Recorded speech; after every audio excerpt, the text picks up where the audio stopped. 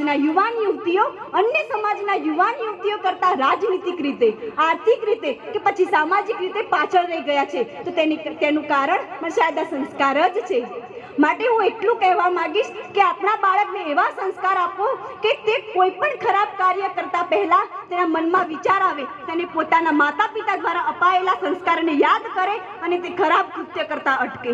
તેને એટલું કાબિલ બનાવો કે તે કોઈ પણ ક્ષેત્રમાં જાય, દુનિયાના છેડે જાય, કોઈ પણ રાજ્ય કે કોઈ પણ દેશમાં જાય, તે ક્યાંય પણ પાછળ ન પડવું જોઈએ.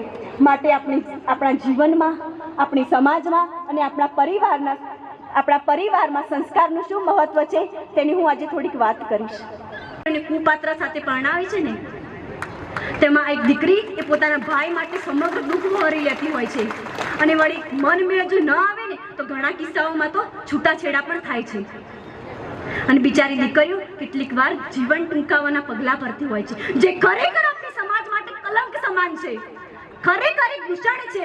હવે તો ક્યારે જાગશે આપણો પ્રજાપતિ સમાજ અને આ કલંક અને આ દૂષણને હટાવશે.